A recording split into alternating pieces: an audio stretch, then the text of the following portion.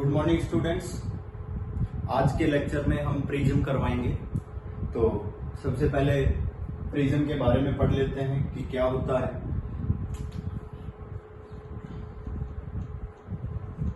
देखिए, प्रिज्म पढ़ रहे हैं। सबसे पहले हमने प्रिज्म देखा है तो हमने 10th क्लास में भी पढ़ा है। तो हम क्या करते हैं, उसकी ट्रायंगुलर शेप बनाते हैं, है ना। तो सबसे पहले उसको समझना है कि क्या वो ट्रायंगुलर होता है। तो देखिए, मैं आपको बताता हूं कि प्रिज्म को हम हमेशा यूं बनाते हैं, है ना। इस तरह बना देते हैं और बोल देते हैं कि ये प्रिज्म है, पर थोड़ा सा इसको समझना जरूरी है। देखिए,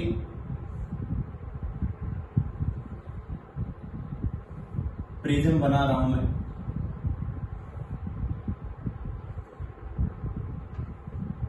ये देखिए, ये है प्रिज्म। तो ये हमारे पास प्रिज्म है जो मैंने बनाया है, ठीक है।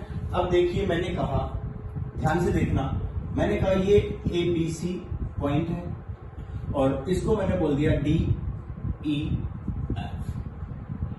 अगर आप ध्यान से देखो तो इसके 5 फेस हैं, 5 साइड्स हैं। प्रिज्म की कितनी साइड्स होती हैं? 5 एक्चुअल में देखा जाए तो अगर हम उन साइड्स को बताना चाहें तो ध्यान से देखिए, एक साइड हमारे पास है ADED। मैं साइड्स की बात करता हूं और फेस भी आप कह सकते हो, फेसेस की बात करते हैं। तो मैंने लिखा ABED। ध्यान से देख सकते हैं कौन सा है, ABED। ये फेस कैसा है? रेक्टेंगुलर है, रेक्टेंगुलर साइड है, रेक्टेंगुलर फेस है। दूसरा मैं बात करूं ADFC। ADFC, ठीक है। और तीसरी बात करें BCFE। चलो मैं इन पर एक लाइन घुमा देता हूं तो क्लियर हो जाएगा, ठीक है। सबसे पहले मैंने लिया ABEDA,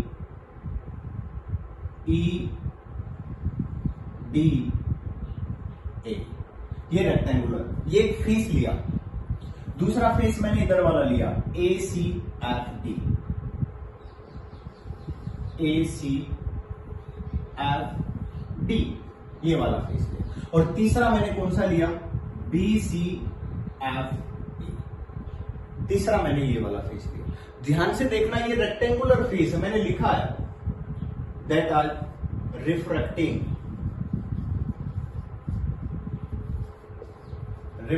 फेस। ये तीनों के तीनों हमारे पास रिफ्रैक्टिंग फेस है। अब हमारे पास दो बचे ट्रायंगुलर, ABCDEF। एक हमारे पास टॉप फेस हो जाएगा, ये हमारे पास बॉटम फेस हो जाएगा। मींस ट्रायंगुलर को हम नीचे जिस फेस पर रखेंगे वो भी ट्रायंगुलर होगा, ऊपर वाला जो हमें शो होगा वो भी ट्रायंगुलर होगा। इसलिए हम प्रिज्म को ट्रायंगुलर बनाते हैं। हम ये बोलते हैं कि ट्रायंगुलर शेप में होता है प्रिज्म। मेरी बात समझ आ गई होगी। तो प्रिज्म की डेफिनेशन क्या है? Prism is a triangular refracting media, refracting transparent media, ये भी याद रखना है। Prism is a triangular refracting transparent media. ये कहता है कि प्रिज्म जो है वो एक ट्रायंगुलर ट्रांसपेरेंट मीडियम है। समझ आ गया? जिसके अंदर जो रेक्टेंगुलर फेस है ना, वो रे ऑफ लाइट को रिफ्रैक्ट करते हैं। मींस ये हमारे पास रिफ्रैक्टिंग फेस है। जैसे कि हमने ये बताया, ये रिफ्रैक्टिंग फेस हो गए, ये हमारे पास रिफ्रैक्टिंग एज हो गई।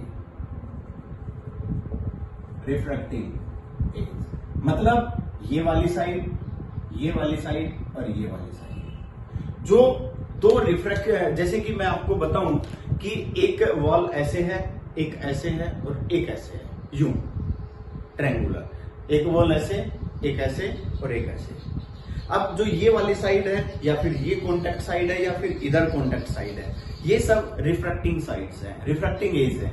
और जो ये वाला फेस है या साइड है, ये रिफ्रैक्टिंग, ये भी रिफ्रैक्टिंग और ये भी रिफ्रैक्टिंग। मींस रे ऑफ लाइट टॉप और बॉटम से रिफ्रैक्ट नहीं होती।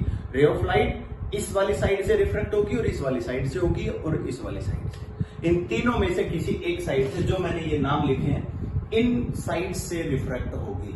मींस मतलब अगर हम दिखाएंगे तो फॉर एग्जांपल आगे हमने डायग्राम भी बनाना है। मान लीजिए मैं डायग्राम बनाता हूं तो मैं क्या करूंगा, रे ऑफ लाइट को यहां से इंसिडेंट करके दिखाऊंगा। मींस रे ऑफ लाइट जो है ना, इस वाली एज पर नहीं आ रही है, वो इस सरफेस पर आ रही है, ए बी ई डी, इस पूरी साइड पर इंसिडेंट हो रही है। यहां से बाहर निकाल कर दिखाऊंगा, क्योंकि हमारे जो डायग्राम, जो पुराने डायग्राम आपने पढ़े हैं, तो क्या करते हो आपने कहा कि ये प्रिज्म है एबीसी, रे ऑफ लाइट इंसिडेंट हो गई, उसके बाद रे ऑफ लाइट बेंड हो गई, अगेन रे ऑफ लाइट बेंड हो गई। आप इस तरह का डायग्राम बनाएंगे। एक एग्जांपल मैंने लिया है। तो ray of light A B side पर इंसिडेंट हुई है ना, हम ए बी साइड बोल रहे हैं। अगर हम देखें तो ये कोई साइड नहीं है, साइड क्या है, ए बी ई डी, ये कंप्लीट एक फेस है। इस फेस पर इंसिडेंट हुई है। बाहर कहां से निकली है, एसी। एसी का मतलब इससे बाहर नहीं निकली है, ए सी एफ डी से बाहर निकली है रे ऑफ लाइट। मतलब पूरे उस रेक्टेंगुलर फेस के अंदर एंटर हुई और फिर वहां से बाहर निकल गई। पॉइंट क्लियर हो गया होगा। अगला पॉइंट मैं आपको बताता हूं, एंगल ऑफ प्रिज्म।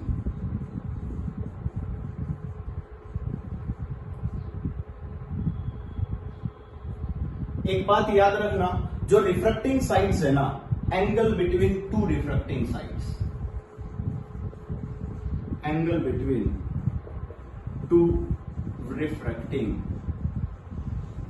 साइड्स, दो रिफ्रैक्टिंग साइड के बीच का जो एंगल है वो एंगल ऑफ प्रिज्म है। फॉर एग्जांपल हमने कहा कि एक साइड तो ये हो गई ए बी ई डी, दूसरी साइड ए सी एफ डी।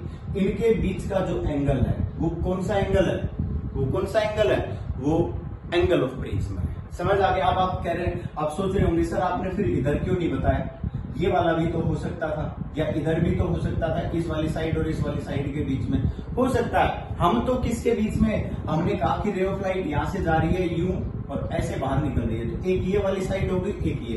रिफ्रैक्शन के लिए ये दो साइड थी, तो इन्हीं दोनों के बीच में एंगल लिया, that is angle of prism. समझ आ गया होगा। ये हमारे पास क्या हो गया, एंगल ऑफ प्रिज्म हो गया। तो ये हमने आपको क्या बताया, बेसिक बताया, प्रिज्म बेसिक बताया। ये हमारे पास प्रिज्म था। समझ आ गया। अब बेसिक बताने के बाद हम इसके कुछ जनरल फॉर्मूले, angle of deviation, angle of minimum deviation, सब इनके बारे में पढ़ते हैं। चलो देखिए।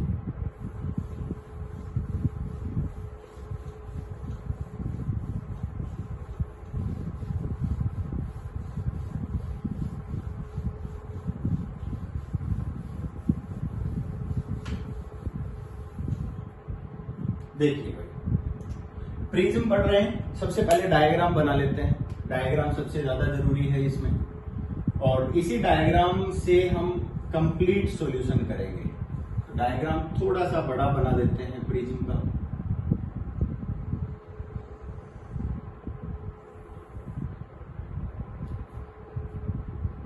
हमने ये कहा, ये जो है सबसे पहले प्रिज्म को लिख देते हैं ए बी सी। ये हमारे पास प्रिज्म एंगल हो गया ए। क्लियर। फर्स्ट, प्रिज्म की रिफ्रैक्टिव इंडेक्स को म्यू बता सकते हो। प्रिज्म जिस भी मीडियम का बना हुआ है उसकी रिफ्रैक्टिव इंडेक्स म्यू है। हमने ये कहा, ये हमारे पास इंसिडेंट रे ऑफ लाइट है जो इस सरफेस पर एंटर हो गई है। क्लियर। अब इंसिडेंट रे ऑफ लाइट, सबसे पहला काम क्या है, when a ray of light goes from rarer to denser, तो नॉर्मल ड्रा करेंगे सबसे पहले। तो हमने सबसे पहले ये नॉर्मल ड्रॉ कर दिया।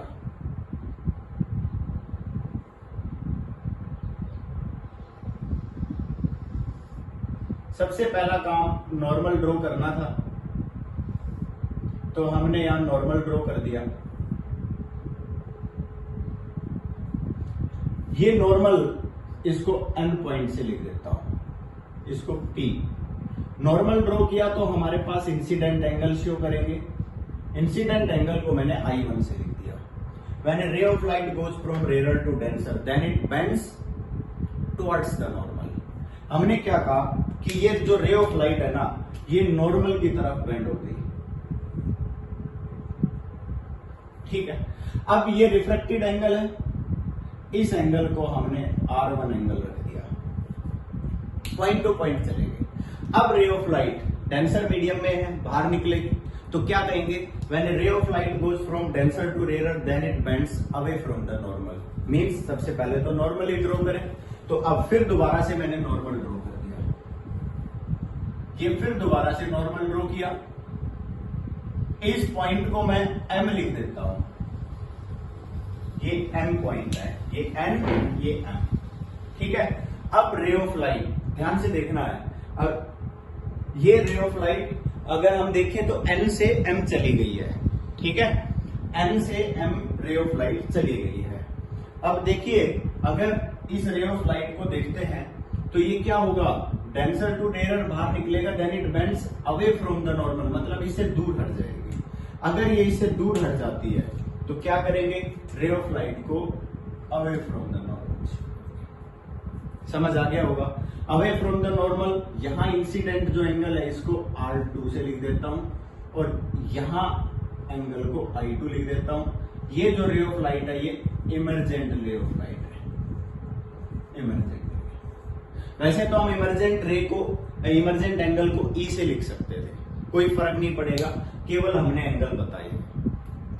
क्या किया हमने, ये दोनों नॉर्मल जो हैं, दोनों नॉर्मल जहां पर भी मिले इसको भी हम कोई पॉइंट O पॉइंट रख देते हैं, डजंट मैटर, कोई फर्क नहीं पड़ेगा। या कोई भी पॉइंट आप अपनी मर्जी से P पॉइंट रख सकते हो, ये तो रे ऑफ लाइट है तो इसको P पॉइंट रख सकते हो, आपकी मर्जी है, कोई फर्क नहीं पड़ेगा। अब देखिए, मैंने यहां एक पॉइंट बताना है आपको, एंगल ऑफ डेविएशन, पर उससे पहले मैं आपको एक जनरल फॉर्मूला बता देता हूं। ठीक है, सबसे पहले लिखेंगे जनरल फॉर्मूला। प्रिज्म के लिए जनरल फॉर्मूला निकालना बहुत जरूरी है, जनरल इक्वेशन निकालनी बहुत जरूरी है। इसमें हम क्या करेंगे, सबसे पहले अगर हम देखें तो हमारे पास एक क्वाड्रिलेटरल है, बोलो है कि नहीं। हम क्या कहते हैं, क्वाड्रिलेटरल ANPM, देख लीजिए ध्यान से, ANPM क्वाड्रिलेटरल हो गए। आपको पता है इसके चार एंगल है, चारों का सम कितना होना चाहिए, 360। मींस हम क्या लिखेंगे, angle A plus angle ANP plus angle P plus angle PMA is equal to 360 degree. मैंने क्या कहा, ANP एंगल PMA, तीनों चारों एंगल लिख दिए, चारों का सम कितना होना चाहिए, 360, फर्स्ट पॉइंट। उसके बाद मैंने क्या कहा, मैंने ये कहा कि ये वाला एंगल हमने नॉर्मल ड्रॉ किया था, ये भी नॉर्मल ड्रॉ किया था, मतलब आप क्या कहोगे, angle ANP plus angle PMA is equal to 180 degree, क्योंकि ये भी 90 डिग्री है, ये भी 90 डिग्री है। हमने नॉर्मल ड्रॉ किया था यहाँ, ये पूरा एंगल 90 डिग्री है, यही हमने लिया हुआ। अगर ऐसा है तो हमने क्या कहा, then angle A plus angle P is also 180 degree. मतलब इसका और इसका सम 360 है, तो टोटल का सम 360 है, इन दोनों का सम 180 है, तो ये दोनों कितने के बचे भाई, 180 के। यहां तक क्लियर है। अब मैंने क्या किया, इसको इक्वेशन नंबर सेकंड मान लिया। अब मैंने ये कहा, we know triangle NMP, triangle ले लिया हमने NMP।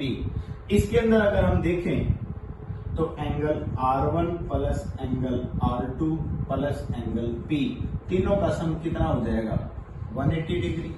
बोलो हो जाएगा कि नहीं। यहां हमने क्या देखा, angle A plus P is equal to 180, यहां angle R1 plus R2 plus angle P is equal to 180। दोनों को कंपेयर करें तो क्या हो जाएगा, then angle A is equal to angle R1 plus angle R2। ये बात याद रखनी है। मीन्स एंगल ऑफ प्रिज्म या एंगल ऑफ रिफ्रैक्शन और या एंगल ऑफ इंसिडेंट दोनों के सम के बराबर आएगा। Angle A is equal to angle of R1 plus angle of R2। और ये फॉर्मूला आपने हमेशा याद रखना है। हम यहां लिख देंगे angle A is equal to angle R1 plus angle R2। Equation A से डिनोट कर देता हूं, नोट कर लीजिए इसको।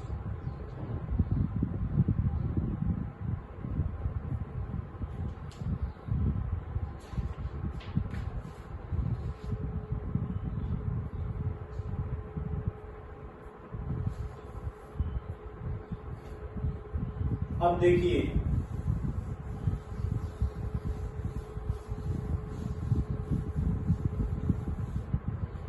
अगला पॉइंट मैं आपको बताता हूं। पहला पॉइंट हो चुका, अगला पॉइंट मैं आपको बताता हूं डेविएशन।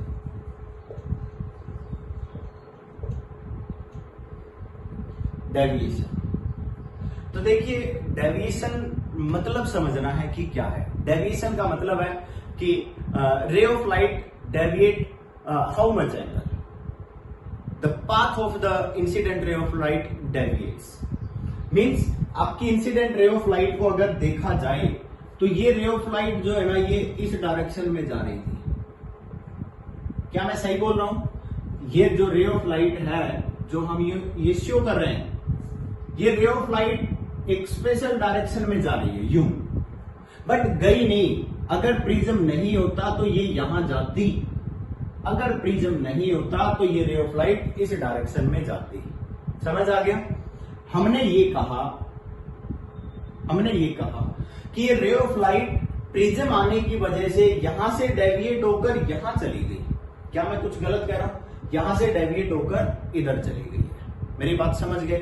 इसका मतलब मैं आपको ये बताना चाहता हूं कि यहां से अगर मान लीजिए इस रे ऑफ लाइट को हम पीछे बढ़ा दें, ये जहां पर भी मिलेगी, इसका मतलब है कि रे ऑफ लाइट की डायरेक्शन यहां थी, ये हमारे पास एंगल ऑफ डेविएशन है। फॉर एग्जाम्पल समझिए, देखिए एंगल ऑफ डेविएशन। एग्जाम्पल के लिए मैं कहता हूं कि आपके पास मान लीजिए ये मिरर है। मेरी बात समझ गए? ये क्या है? मिरर। हमने ये कहा कि इंसिडेंट रे ऑफ लाइट यहां आ गई, ये इंसिडेंट रे ऑफ लाइट है। सबसे पहला काम क्या होगा? नॉर्मल ड्रॉ करेंगे। हमने यहां नॉर्मल ड्रॉ कर दिया, डॉट डॉट लाइन से नॉर्मल ड्रॉ किया। क्लियर है? हमने कहा ये इंसिडेंट एंगल है, ये इंसिडेंट एंगल। Point clear? अब रे ऑफ लाइट किसी मिरर पर इंसिडेंट होती है तो इंसिडेंट होने के बाद कहां जाएगी? रिफ्लेक्ट होगी और लॉ ऑफ रिफ्लेक्शन को फॉलो करेगी और इस एंगल को आपने आर कह दिया।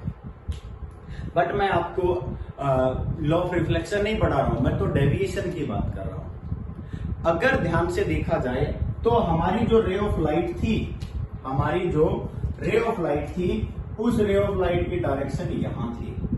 मिरर आ गया, बीच में क्या आ गया? मिरर। मिरर आ जाने की वजह से ये उधर बैंड हो गई, मतलब ये कितनी डेविएट हो गई, इतनी डेविएट हो गई। मेरी बात समझ गए होंगे? और ये एंगल ऑफ डेविएशन मान लो यहां पर निकालना भी है, अगर यहां डेल निकालना भी है तो आप कितना बताओगे? 180 minus of pi plus R, क्योंकि ये आई ये आर, आई प्लस आर। समझ आ गया? और ये पूरी स्ट्रेट लाइन 180 की होती है, तो डेल निकालना है तो आई प्लस आर माइनस कर दो 180 से। इसी तरह मान लीजिए रिफ्रैक्शन पढ़ते हो आप, आपने कहा ये कोई भी आपके पास मीडियम है, ये मीडियम है, रे ऑफ लाइट इंसिडेंट होती है यहाँ। ठीक है? सबसे पहले नॉर्मल ड्रॉ करोगे।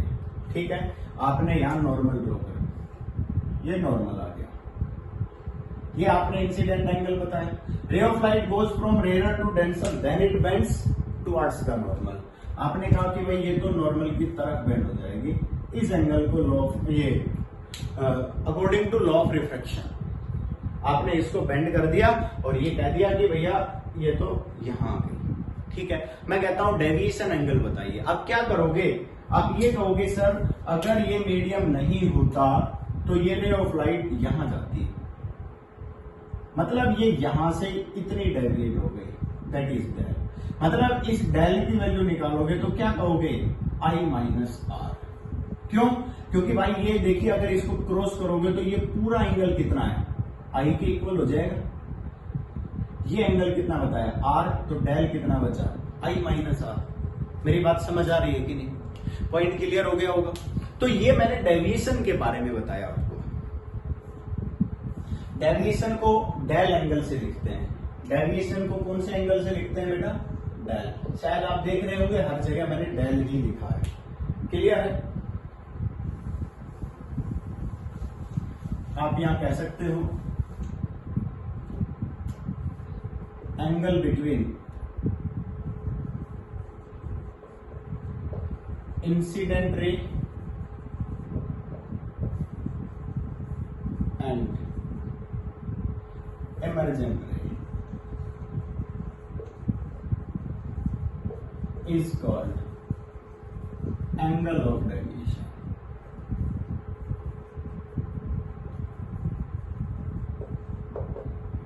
ये बात याद रखनी है।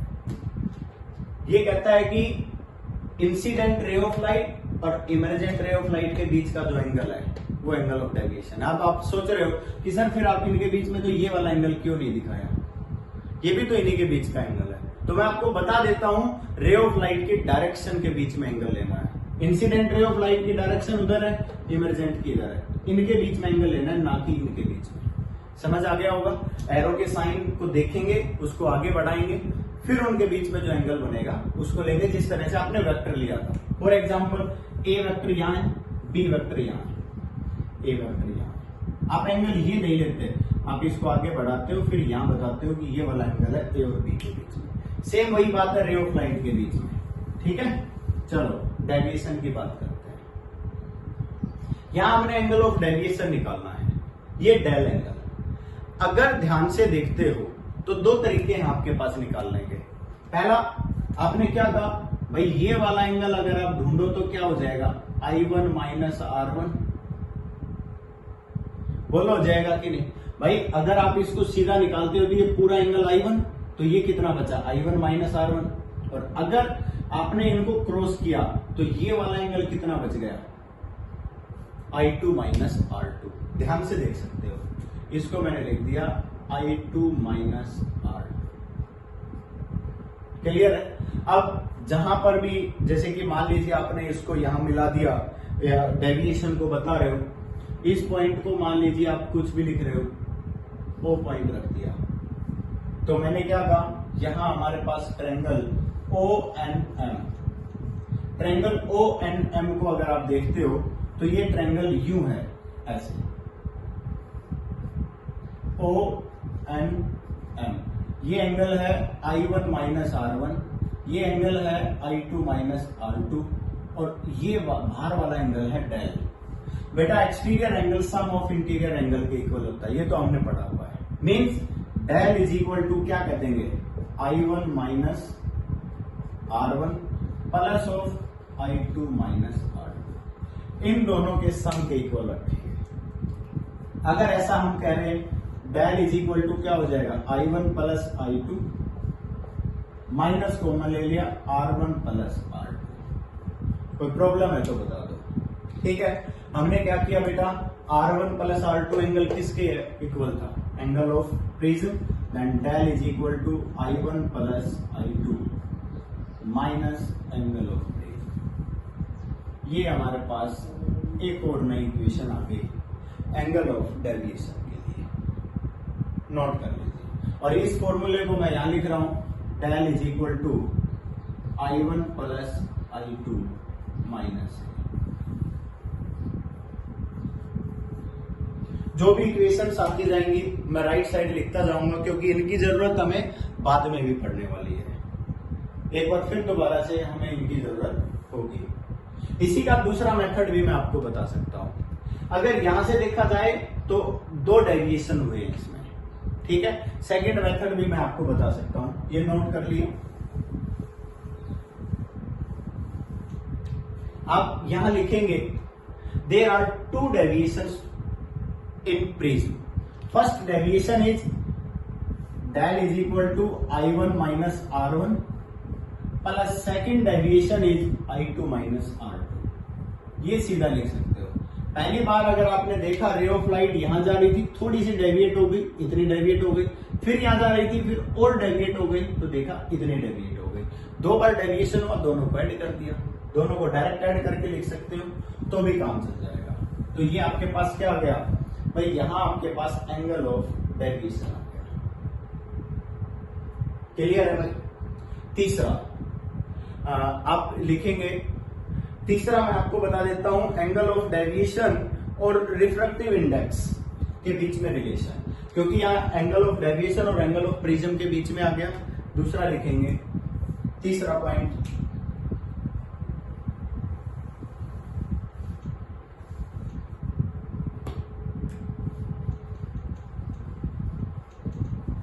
Relation between del and mu. Del और म्यू के बीच में आपने रिलेशन फाइंड आउट करना है. ठीक है भाई, चलो ये फाइंड आउट करते हैं. मैं सबसे पहला पॉइंट तो यही बता रहा हूं कि अगर मान लीजिए ये कह दिया जाए कि एंगल जो है वो वेरी वेरी स्मॉल है, अगर ये कह दिया जाए simple if incident angle and refracted angle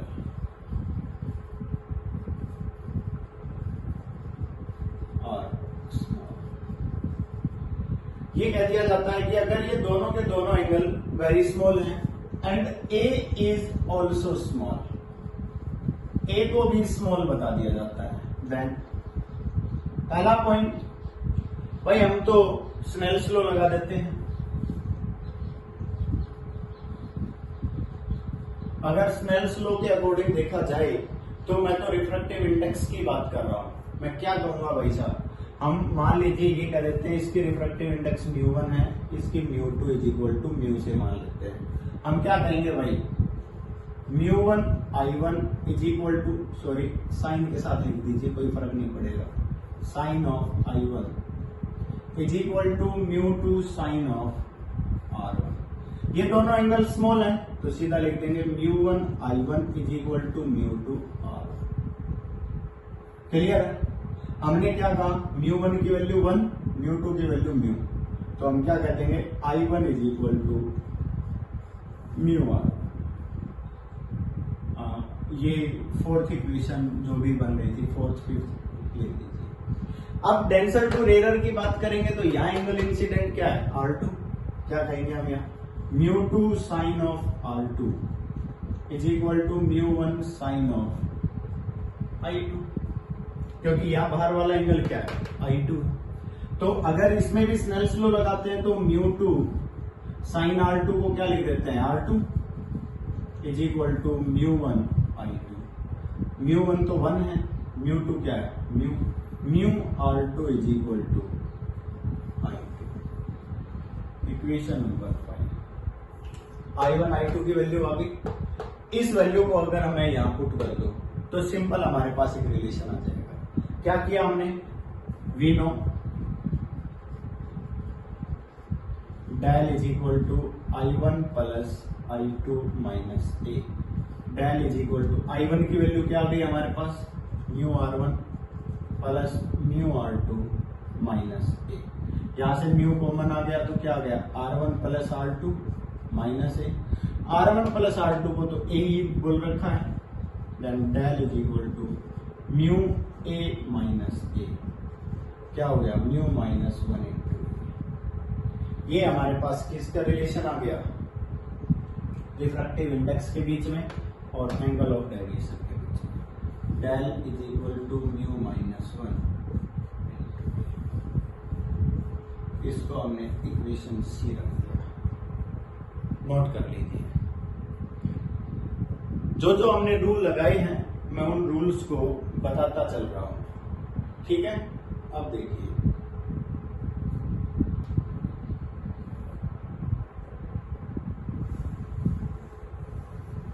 अगला point,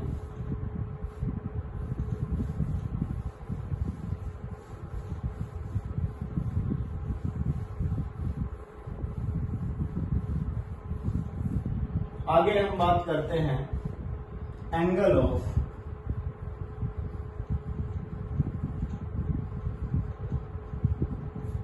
minimum deviation.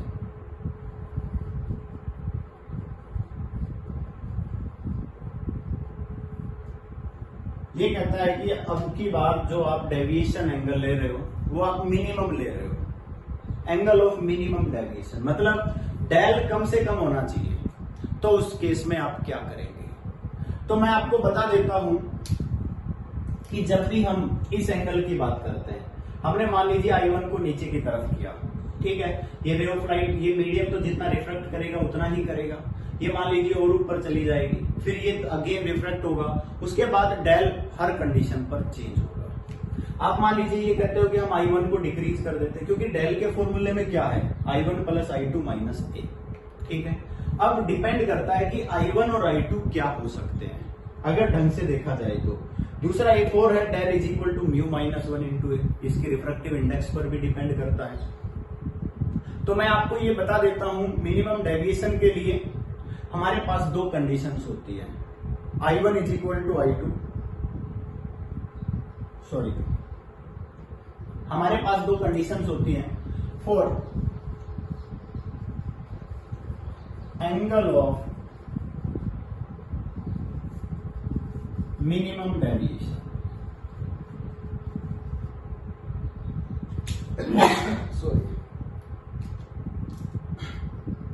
For angle of minimum deviation. अगर एंगल ऑफ मिनिमम डेविएशन की बात करते हैं तो ध्यान से देखिए, I1 is equal to I2 is equal to I से। पहली बात, मिनिमम डेविएशन उस कंडीशन पर होगा जब I1 और I2 इक्वल हो जाएंगे, और and R1 is equal to R2 is equal to R। Means that is, अगर हम इसको कहना चाहें तो हम कहेंगे NM is parallel with BC। Minimum deviation की एक कंडीशन होती है जिसमें R1 और R2 दोनों इक्वल हो जाएं और I1 और I2 दोनों इक्वल हो जाएं, मतलब जो NM है वो BC साइड के पैरेलल हो जाए, उस केस में डेल की वैल्यू मिनिमम होगी। ये बात याद रखें। अगर ऐसा है तो हम क्या कहेंगे भाई, R1 is equal to R2 is equal to R, means A is equal to क्या कह देंगे बेटा, R प्लस R, मतलब क्या हो जाएगा, R is equal to A/2। R की वैल्यू एंगल ऑफ प्रिज्म से आधी हो जाएगी, पहला पॉइंट तो यही हो गया। और I1 और I2 की दोनों की वैल्यू भी सेम है, मेरी बात समझ गई कि नहीं? तो क्या हो जाएगा हमारे पास, and del is equal to del M, that is del M का मतलब है minimum deviation.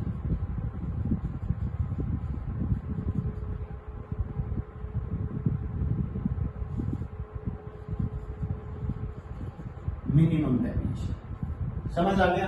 Then mu is equal to क्या कहेंगे हम, हमने एक फॉर्मूला पढ़ा हुआ है sine I upon sine R, बोलो पढ़ा हुआ है कि नहीं?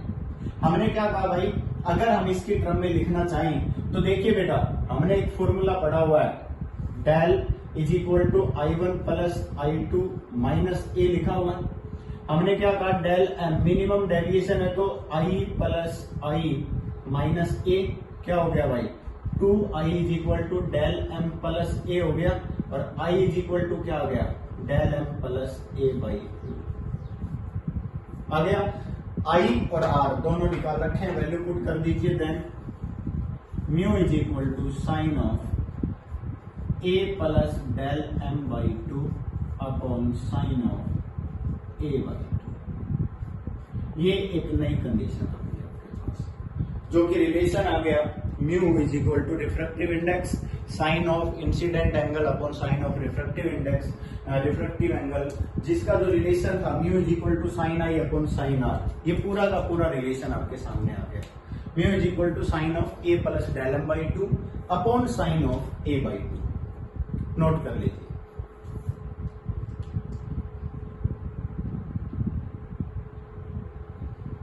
अब देखिए, ये जो रिलेशन आया इसमें हमने ये कहा कि चलो एक ग्राफ और बना देते हैं इसी के साथ साथ, I1 is equal to I2 is equal to I, ये क्या रखा था।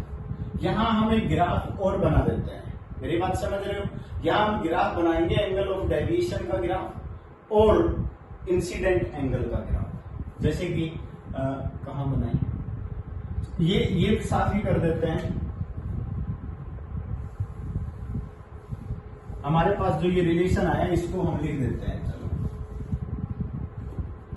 ये रिलेशन आया mu is equal to sine of A plus del M by 2 upon sine of A by 2। ठीक है, ये इक्वेशन नंबर डी लिख देते हैं। ग्राफ बना रहे हैं, मैंने कहा यहां इंसिडेंट एंगल ले लेते हैं, यहां एंगल ऑफ डेविएशन ले लेते हैं, डेल एंगल हो गया। इनके बीच में जब ग्राफ बनाना है तो ग्राफ कुछ इस तरह का बनेगा। ये जो वैल्यू है ये डेल एम है, मीन्स यहां कम से कम डेल मिनिमम डेविएशन है। इस एंगल पर देखेंगे तो I1 is equal to I2, R1 is equal to R2, ये दोनों कंडीशन है। अगर इससे कम एंगल लिया तो भी डेविएशन बढ़ेगा, इससे ज्यादा एंगल लिया तो भी डेविएशन बढ़ेगा। मेरी बात समझ आ गई होगी? ये जो एंगल है, अगर आप इससे कम एंगल लेते हो तो भी डेविएशन इंक्रीज होता है, अगर इस एंगल से ज्यादा एंगल लेते हो तो भी डेविएशन एंगल इंक्रीज होता है। पॉइंट क्लियर हो गया होगा? तो ये सबसे इंपॉर्टेंट पॉइंट था, क्योंकि हर पॉइंट पर, हर एंगल पर डेविएशन डिफरेंट था। प्रैक्टिकली इसको चेक किया गया तो हमने क्या पाया कि अगर इंसिडेंट एंगल और रिफ्रैक्टेड एंगल ये I1 is equal to I2 हो जाए, R1 is equal to R2 हो जाए, मीन्स ये जो NM है that is parallel to BC आ जाए, उस केस में ये वैल्यू मैक्सिमम हो जाएगी। क्लियर है? समझ आ गया होगा? तो एक इसकी स्नैप ले लीजिए।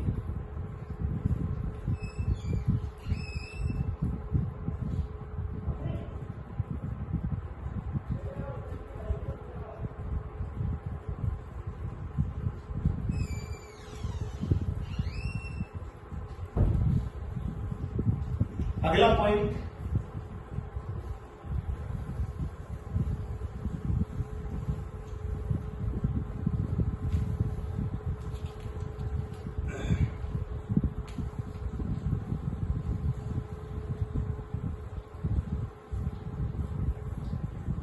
एक आता है बेटा कंडीशन फॉर नो इमरजेंस।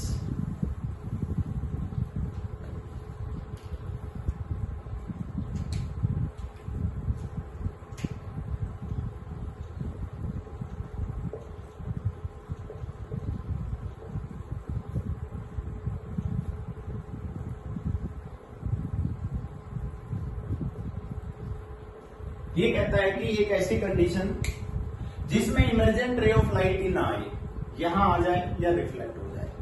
सीधी सी बात ये है कि एक ऐसी कंडीशन जिसमें रे ऑफ लाइट जो है वो रिफ्लेक्ट ही ना हो, रिफ्लेक्ट ही ना हो।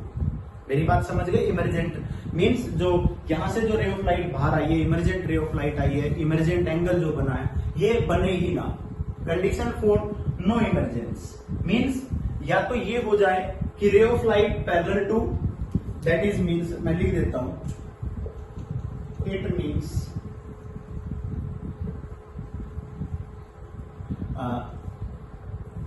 फाइनल रे, इमरजेंस तो नहीं बोलेंगे, final ray goes parallel to face AC और टोटल इंटरनल रिफ्लेक्शन। और क्या हो जाए भाई? टोटल इंटरनल रिफ्लेक्शन हो जाए। मेरी बात समझ गए? अब इस केस में क्या होगा? हमने एक फॉर्मूला पढ़ा हुआ है R1 plus R2 is equal to A लिखा हुआ है। हम चाहते हैं कि ये जो हमारे पास ये जो एंगल है I2 एंगल है ये मिनिमम हो जाए किसी ना किसी कंडीशन से, ये सॉरी मैक्सिमम हो जाए ज्यादा से ज्यादा, means R2 is equal to हम चाहते हैं कि मिनिमम हो जाए। देखिए भाई एक बात ध्यान से देखिए, यहां हमने जो फॉर्मूले पढ़े हुए हैं, अगर हम यहां ध्यान से देखें R1 plus R2 is equal to A, angle of prism. अब एंगल ऑफ प्रिज्म तो मेरे हिसाब से कांस्टेंट है, एंगल ऑफ प्रिज्म हमारे पास क्या है, constant. R2 is equal to क्या हो जाएगा, A माइनस R1। अगर इस इक्वेशन से देखा जाए तो ये हमारे पास A इक्वेशन थी। A इक्वेशन में हमने क्या कहा, R1 plus R2 is equal to A है। A हमारे पास कांस्टेंट है। R2 इज इक्वल टू क्या हो गया हमारे पास, A माइनस R1। मेरी बात समझ गए, क्योंकि जो ये रिफ्लेक्शन है या रे ऑफ लाइट इसके पैरेलल जा रही है, ये डिपेंड करेगा इस एंगल पर। मेरी बात समझ गए। और हम चाहते हैं कि जो ये R2 एंगल है ना, हम इसको निकाल लें कि ये एंगल क्या आता है। ध्यान से देखिए, हम क्या चाहते हैं भाई, हमने कहा R2 ये मिनिमम एंगल कब होगा, जब R1 हमारे पास क्या हो जाएगा, मैक्सिमम हो जाएगा। R1 जितना ज्यादा होगा R2 उतना ही कम हो जाएगा, हम ये चाहते हैं। अब सीधी सी बात है, ये जितना कम होगा रे ऑफ लाइट के अंदर, तो हम क्या चाहते हैं, रिफ्लेक्शन चाहिए हमें। तो रे ऑफ लाइट के अंदर हमें क्या चाहिए, रिफ्लेक्शन चाहिए ना भाई। तो मैं आपको ये बताना चाहता हूं कि R2 हमने मिनिमम के लिए लिखा A minus R1 into R1 maximum. अब R1 मैक्सिमम कब होगा, जब I1 भी मैक्सिमम होगा। मेरी बात समझ गए, I1 भी क्या हो जाएगा, मैक्सिमम। और I1 मैक्सिमम क्या होता है, 90 डिग्री हो सकता है। तो हमने साइन ऑफ R1 मैक्सिमम को फाइंड आउट कर दिया। मेरी बात समझ गए। हम ये चाहते हैं, here we want R1 is maximum when I1 is maximum। और I1 मैक्सिमम क्या हो सकता है, I1 is equal to 90 degree. Maximum value हो सकती है इसकी, हम इसके पैरेलल ले जा सकते हैं, हम ये इसके पैरेलल यू ले जा सकते हैं। जितना हम इसके पैरेलल ले जाएंगे I1 मैक्सिमम हो जाएगा। हमने क्या पढ़ा हुआ है, mu is equal to sine of, क्या पढ़ा हुआ है, sine of I1 upon sine of R1। Sine I1 को अगर हम देखें तो साइन 90 लिख दिया हमने, अपॉन साइन ऑफ R। मतलब क्या आ गया हमारे पास, ये तो क्रिटिकल एंगल वाली कंडीशन आ गई। मेरी बात समझ गए। हमने R1 मैक्सिमम को थीटा मान लिया और लिख दिया हमने mu is equal to 1 upon sine of R1 is equal to 1 upon sine of theta. समझ आ गया। अब हमने क्या किया, यहां से हमारे पास एक रिलेशन आ गया। मेरी बात समझ गए भाई। अब हमने क्या कहा, इसको हम क्रिटिकल एंगल का फॉर्मूला भी बता सकते हैं, इसको थीटा सी से लिख सकते हैं, क्रिटिकल एंगल। मेरी बात समझ गए। अगर ये हमारे पास क्रिटिकल एंगल आ गया, हम ये कहेंगे for minimum value of R2 is greater than theta C, it is obvious that अगर ये क्रिटिकल एंगल, मतलब यहां से जो R1 है ना, ये क्रिटिकल एंगल आ जाएगा, उस केस के अंदर या तो ये इसके पैरेलल हो जाएगा, और अगर उससे भी ज्यादा हो गया तो उस केस में क्या होगा, टोटल इंटरनल रिफ्लेक्शन हो जाएगा। That is condition for no emergence. और हम यही चाहते थे। हम क्या चाहते हैं कि जो ये R2 एंगल है, ये R2 angle denser to rare जा रहा है। हम चाहते हैं कि इसकी वैल्यू थीटा सी के इक्वल आ जाए या उससे ज्यादा आ जाए। We want R2 angle is greater than theta C और इक्वल टू थीटा सी। अगर इक्वल आएगा तो ये इसके पैरेलल हो जाएगा। अगर ये इससे ग्रेटर आया तो टोटल इंटरनल रिफ्लेक्शन हो जाएगा। और डायग्राम किस तरह का बनेगा, दो डायग्राम बनेंगे, मैं साफ कर देता हूं।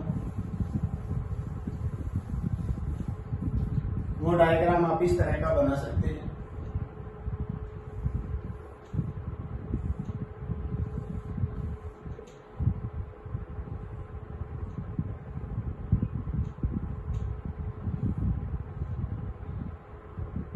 एक मिनट लीजिए भाई।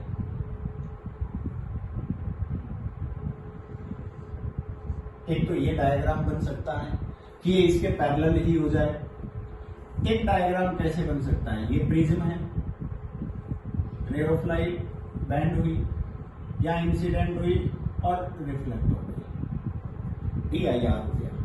ये दो कंडीशन बन सकती है। और ये कब बन सकती है, जब ये वाला जो एंगल है ना, ये एंगल सॉरी यहां से ये जो इंसिडेंट रे ऑफ लाइट है या नॉर्मल ड्रॉ कर रहे हो सही है, ये वाला एंगल जो एंगल है ये एंगल क्रिटिकल एंगल से थीटा सी से ग्रेटर हो जाएगा। थीटा इज ग्रेटर देन या R2 लिख रहे हो, R2 is greater than theta C. Theta C से ज्यादा हो गया, ये रिफ्लेक्ट हो गई। ये किस कंडीशन में होगा, ये नॉर्मल ड्रा किया, R2 is equal to theta C. Point clear हो गया। हम चाहते हैं कि अगर ये एंगल नॉर्मल के साथ जो एंगल बना हुआ है ये इक्वल टू थीटा सी हो गया, हमने यहां से थीटा सी निकाल दिया, थीटा सी निकाला। थीटा सी निकालने के बाद हमने बताया कि अगर ये एंगल थीटा सी के इक्वल हो गया तो ये 90 डिग्री, क्योंकि आपको पता है ये कितना एंगल बन रहा है 90 डिग्री। अगर उससे ग्रेटर हो गया तो TIR। ये condition for no emergency clear है। उसके बाद हम पढ़ते हैं भाई dispersion and deviation of light by a prism. देखिए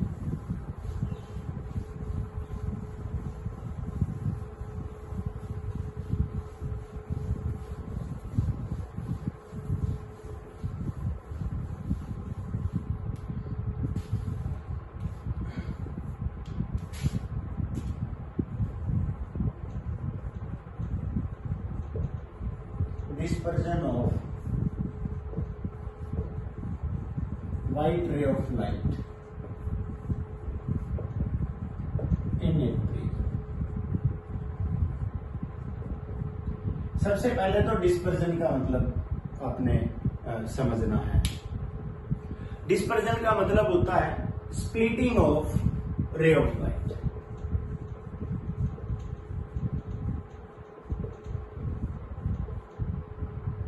Splitting of ray of light, the phenomena of splitting of white ray of light into 7 colors। आपने देखा होगा प्रिज्म के अंदर हम 7 कलर देखते हैं।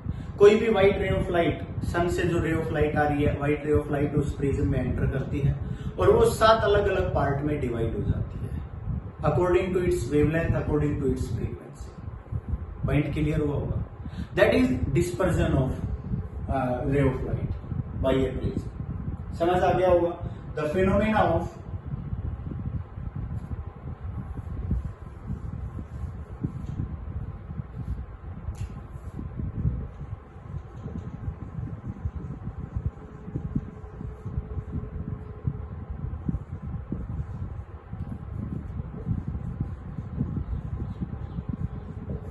splitting of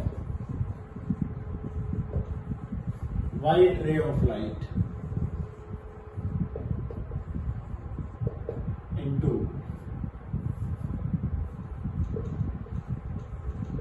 different colors according to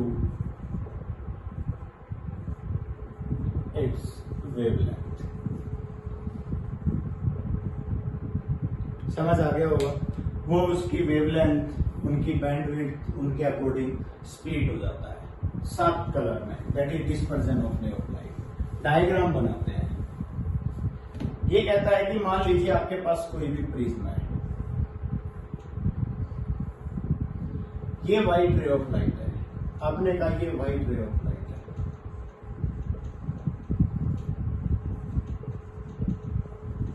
ये इंसिडेंट। सबसे पहले यहाँ रिफ्लेक्ट होना चाहिए। ये कहता है कि ये अलग अलग कलर में बढ़ जाती है, यही पर डिफरेंट कलर के हिसाब से डेविएट हो जाती है, बेंड हो जाती है। और उसके बाद ये कहता है कि ये रे ऑफ लाइट बाहर निकल जाती है, यहां भी बेंड होती है और यहां पर भी बेंड हो जाती है। समझ आ गया। यहां जो हम देख रहे हैं स्क्रीन पर, यहां हमारे पास स्क्रीन है। इस स्क्रीन पर हमारे पास डिफरेंट कलर्स आ जाते हैं और वो कलर्स उनकी वेवलेंथ के अकॉर्डिंग आते हैं। विबग्यो, violet, indigo, blue, green, yellow, orange, red. ये हमारे पास 7 कलर स्क्रीन पर शो हो जाते हैं। जिनकी wavelength 410 nanometre to 700 nanometre something होती है, इस तरह से। वैसे तो अप्रोक्सीमेट 700 लिखा है, बट 660 नैनोमीटर समथिंग आप ले सकते, ये इनकी वेवलेंथ है। समझ आ गया होगा। तो दूसरा पॉइंट इसी के अंदर है कि मान लीजिए इनको हमने देखा कि ये किस तरह से, सबसे पहले तो हमने आपको यही बताया, क्योंकि मैंने आपसे बता दिया था एक फॉर्मूला कि del is equal to mu minus 1 into A. ठीक है। अब ये जो है ना, ये हर एक के लिए डिफरेंट डिफरेंट होता है। आप ये सोचोगे कि सर इनमें अलग अलग डेविएशन क्यों हुआ, क्योंकि अगर आप ध्यान से देखते हो तो यहां से ही डेविएशन शुरू हो जाता है कि अगर हम इसको देखें तो इस वाले कलर का डेविएशन अलग है और इस वाले कलर का डेविएशन अलग है। ये डेविएशन हमारे पास रेड कलर के लिए तो डेल आर, ये वायलेट कलर के लिए तो डेल बी, ऐसे लिख देते हैं। दोनों कलर का डेविएशन ही अलग अलग है। मेरी बात समझ गए। ये डेविएशन किस पर डिपेंड कर रहा था? रिफ्रैक्टिव इंडेक्स पर। हम कहेंगे कि सर रिफ्रैक्टिव इंडेक्स तो गिलास की है, तो मैं आपको बताता हूं। हमारे पास एक कोची फॉर्मूला होता है, ये हम ग्रेजुएशन में पढ़ते हैं, कोची रिलेशन दिया गया था। ये relation refractive index and wavelength के साथ दिया हुआ है। ये रिलेशन वेवलेंथ और किसके साथ था भाई? रिफ्रैक्टिव इंडेक्स के साथ था। और ये रिलेशन था mu is equal to A plus B upon lambda square plus C upon lambda की पावर 4 प्लस अप टू। ये रिलेशन था। ये कहता है कि रिफ्रैक्टिव इंडेक्स जो है ना वो बदल जाती है उनकी वेवलेंथ के अकॉर्डिंग। हमें पता है कि इसकी वेवलेंथ, वायलेट की वेवलेंथ अलग है और रेड की वेवलेंथ अलग है, ऑरेंज की डिफरेंट है, येलो, ग्रीन, ब्लू, इंडिगो, सबकी वेवलेंथ डिफरेंट डिफरेंट है। जब उनकी वेवलेंथ डिफरेंट डिफरेंट होगी तो उनके लिए रिफ्रैक्टिव इंडेक्स भी डिफरेंट तरीके से काम करेगी, और रिफ्रैक्टिव इंडेक्स उनके लिए डिफरेंट होगी तो डेल भी क्या हो जाएगा? चेंज हो जाएगा। उन सभी के लिए एंगल ऑफ डेविएशन भी बदल जाएगा। मेरी बात समझ गए? तो ये हमारे पास क्या हो गया? Dispersion of light. क्या हो गया भाई? ये डिस्पर्जन ऑफ लाइट। यहां तक पॉइंट क्लियर है? नोट कर लीजिए।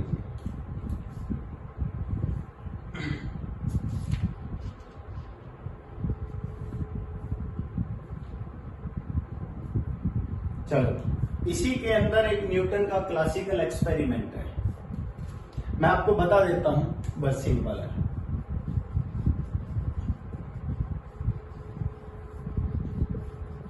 एक्सपेरिमेंट है, बस आपने इस एक्सपेरिमेंट को देखना है क्या है। ये कहता है कि हम एक प्रिज्म लेते हैं, जस्ट इसके पैरेलल एक इन्वर्टेड प्रिज्म रख देते हैं।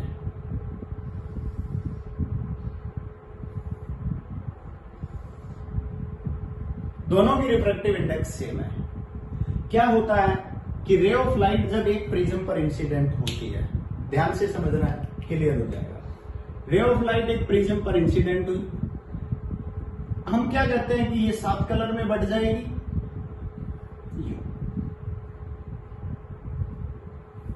अब इस प्रिज्म से निकलते ही दूसरे प्रिज्म पर इंसिडेंट हो गई। अब जैसे ही दूसरे प्रिज्म के कांटेक्ट में आई, ये प्रिज्म क्या करेगा? इसको अगेन बेंड करेगा। मेरी बात समझ गए? ये प्रिज्म इसको दोबारा से क्या करेगा? बेंड करेगा।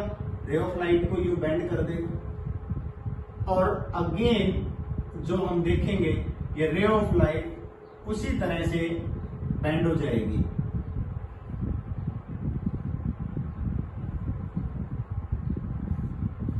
और ये दोनों एक दूसरे के पैरेलल हो जाएंगे। मींस इसने 7 कलर में डिवाइड किया, ये व्हाइट रे ऑफ लाइट है, ये व्हाइट रे है, ये क्या है? 7 कलर है। अब दूसरे प्रिज्म पर 7 कलर इंसिडेंट हुए, ये आपके पास व्हाइट रे ऑफ लाइट मिल जाएगी।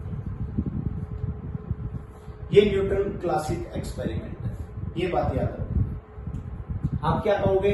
ये वायलेट कलर है, ये रेड कलर है। वायलेट और आगे फाइनली जब एक प्रिज्म को उसके इन्वर्टेड रखा तो उसने क्या कर दिया, उसको कंबाइन कर दिया। मेरी बात समझ आ गई होगी। तो ये हमारे पास मेन पॉइंट था। अब हम डिस्पर्सिव पावर के बारे में पढ़ लेते हैं और एंगल ऑफ डेविएशन के बारे में पढ़ लेते हैं। देखिए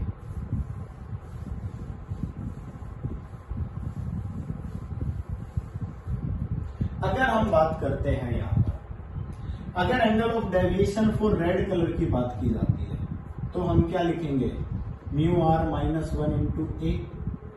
अगर वॉयलेट के लिए लिखा जाता है तो क्या करेंगे, del V is equal to mu V minus 1 into A. लिखेंगे कि नहीं भाई, we know del is equal to mu minus 1 into A. ये बात याद रखें, ये फॉर्मूला हम पढ़ चुके हैं। हमने ये कहा कि डेल वी और डेल आर के लिए हमने ये आपको बता दिया। आगे पॉइंट आता है एंगुलर डिस्पर्जन। क्या आता है भाई, एंगुलर डिस्पर्जन। एंगुलर डिस्पर्जन होता है del V minus del R, that is difference between angle of deviation of violet color to the angle of deviation of red color। जो वायलेट और रेड कलर एक ही white रे of light से जा रहे हैं, उन दोनों का जो एंगल ऑफ डेविएशन है, उनका जो डिफरेंस होगा, मींस इन दोनों एंगल का जो डिफरेंस है del V minus del R, that is angular dispersion. समझ आ गया। और ये बात भी याद रखना, जो एंगुलर डिस्पर्जन है वो हमारे पास मैक्सिमम डेविएशन और मिनिमम डेविएशन का भी डिफरेंस आप बता सकते हो। मैं ये भी कह सकता हूं, मींस ये क्या है आपके पास, मैक्सिमम डेविएशन, और ये क्या है आपके पास, मिनिमम डेविएशन। मेरे हिसाब से आप ये भी कह सकते हैं, मैक्सिमम डेविएशन और मिनिमम डेविएशन का डिफरेंस भी आप बता सकते हो। तो क्या हो जाएगा यहां, एंगुलर डिस्पर्जन,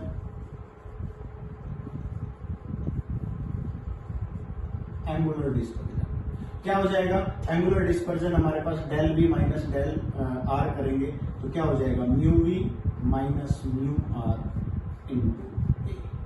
आपके पास ही आ जाएगा, क्योंकि इसमें से इसको माइनस करेंगे, 1 से 1 कैंसिल हो जाएगा, mu V minus mu R into A आ जाएगा। Refractive index for violet colour minus refractive index for red colour minus A, ये इंटू ए, इन दोनों को माइनस करेंगे। तो एक पॉइंट आता है डिस्पर्सिव पावर।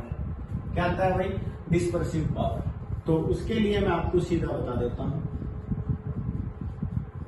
इसको हम ओमेगा से लिखते हैं। ये कहता है angular dispersion, angular dispersion upon mean deviation, angular dispersion upon mean deviation, ये फॉर्मूला होता है। अब आपने एंगुलर डिस्पर्जन अभी अभी पढ़ा था, क्या पढ़ा था भाई, mu V minus mu R into A upon mean deviation mu minus 1 into A. से ए कैंसिल हो गया, क्योंकि मीन डेविएशन का फॉर्मूला तो ये था, del M is equal to mu minus 1 into A. तो क्या हो गया, ओमेगा इज इक्वल टू क्या आ गया, mu V minus mu R upon mu minus 1। ये भी आपके पास एंगुलर डिस्पर्जन का फॉर्मूला है। अगला पॉइंट एक और बता देता हूं इसी के अंदर, for mean deviation we take yellow colour. ये भी बात याद रखना, ये स्टार लगाकर लिख लेना। मीन डेविएशन के लिए इन सभी का मीन निकालना है तो येलो कलर इसके मीन डेविएशन के लिए यूज किया जाता है। फॉर एग्जाम्पल मैं अभी आपको बता देता हूं एक डायग्राम बनाकर। देखिए आपने ये प्रिज्म लिया, व्हाइट रे ऑफ लाइट इंसिडेंट की और आपने इनको बांट दिया, हो गया। आपने कहा ये वायलेट कलर है और ये रेड कलर है, ठीक है भाई। हमने कह दिया कि भाई ये रे ऑफ लाइट इंसिडेंट थी, इसकी डायरेक्शन यहां है, इस रे ऑफ लाइट को आगे बढ़ाया, इसको आगे बढ़ाया, ठीक है। सॉरी, ये एंगल आपके पास हो गया डेल आर, ये वाला एंगल हो गया आपके पास डेल वी, ठीक है। अब ये कहता है कि मान लीजिए इसमें येलो कलर होता, येलो कलर, तो येलो कलर तो यूं आता, बीच में होता है इनके, ये क्या हो गया येलो, और येलो को जब आप मिलाते पीछे तो ये वाला जो एंगल आता, ये आता del Y. Then del Y is equal to क्या लिखते, mu Y minus 1 into angle of prism. Yellow colour के लिए तो यही लिखा जाता, और ये किसके लिए लिखते फिर आप, मीन के लिए लिखते, क्योंकि प्रिज्म के अंदर जो हम मिनिमम डेविएशन लेंगे वो येलो कलर के लिए लेंगे। तो आपके पास जो ओमेगा है, omega is equal to mu V minus mu R upon mu minus 1 लिखा है, उसकी जगह म्यू वाई माइनस 1 भी आप कह सकते हो। तो ये आपके पास फॉर्मूला आ गया एंगुलर डिस्पर्जन का, समझ आ गया, डिस्पर्सिव पावर का। तो डिस्पर्सिव पावर निकालनी है तो maximum deviation minus minimum deviation upon mean deviation, ये याद रखना है। फिर एक बार बता देता हूं, omega is equal to maximum deviation minus minimum deviation upon mean deviation,